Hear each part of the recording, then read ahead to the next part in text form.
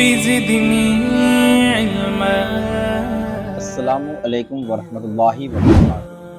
الحمدللہ الذی ابدع الاخلاق والارضین والصلاۃ والسلام علی من کان نبیا وآدم بین الماء والطین وعلی آلہ واصحابہ اجمعین، خصوصاً علی سیدنا سید بدیع الدین مدار الدنیا والعقبیٰ مدار العالمین.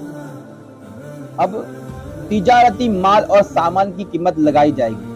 تجارت کا جو بھی آپ کے پاس سامان ہے، گاڑی ہے، گھوڑا ہے، جانور ہے، کرسیاں ہے، کچھ بھی چیز آپ کے پاس جو تجارت کی ہے، کاروبار کی ہے، اس سے اگر سونے یا چاندی کا نصاب پورا ہو تو اس کے حساب سے زکوٰۃ نکالی جائے گی.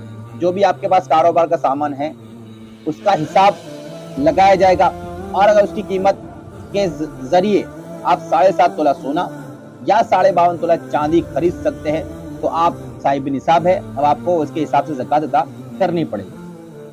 اگر سونا چاندی نہ ہو، نہ مال تجارت ہو، بلکہ صرف نوٹ ہو، روپے ہو، کیش ہو، تو کم سے کم اتنے روپے، پیسے اور نوٹ ہو کہ بازار میں ان سے 7.5 تولہ سونا یا 52.5 تولہ چاندی خریدی جا سکتی ہو تو وہ صاحب نصاب ہے، اور اس شخص کو نوٹ اور روپے پیسوں کی زکوٰۃ کل 40واں حصہ نکالنا فرض ہے. اس کے پاس سونا بھی نہیں ہے، چاندی بھی نہیں ہے، اور کاروبار کی کوئی چیز بھی نہیں ہے، لیکن ہاں اس کے پاس کیش ہے، اور اتنا کیش ہے کہ جس کے ذریعے سے وہ 7.5 تولہ سونا خرید سکتا ہے یا 52.5 تولہ چاندی خرید سکتا ہے، تو اب وہ صاحب نصاب ہے. اب اس کو اس مال کا 40واں حصہ یعنی 2.5% کے حساب سے زکوٰۃ نکالنی پڑے گی. اگر شروع سال میں نصاب پورا تھا اور آخری سال میں بھی نصاب پورا رہا، درمیانے سال میں کچھ دنوں میں مال گھٹ کر نصاب سے کم ہو گیا، تو یہ کمی کچھ اثر نہ کرے گی، بلکہ اس شخص کو پورے مال کی زکوٰۃ دینا پڑے گی. مال آپ کا شروع سال کے اندر نصاب کے برابر تھا، آخری سال کے اندر بھی نصاب کے برابر تھا، بس بیچ میں کچھ ٹائم کے لیے مال آپ کا نصاب سے کم ہو جاتا ہے، تو وہ کمی کوئی مطلب نہیں رکھتی. آپ صاحب نصاب ہوئے، اب آپ کو اس کی زکوٰۃ ادا کرنی پڑے گی اس کے حساب سے. روپے پیسوں کی زکوٰۃ میں روپے پیسے ہی دینا ضروری نہیں، بلکہ جتنے روپے زکوٰۃ کے نکلتے ہیں اگر ان کا غلہ یعنی اناج، کپڑا، کتابیں یا کوئی بھی سامان خرید کر مستحق کے زکوٰۃ کو دے تو زکوٰۃ ادا ہو جائے گی.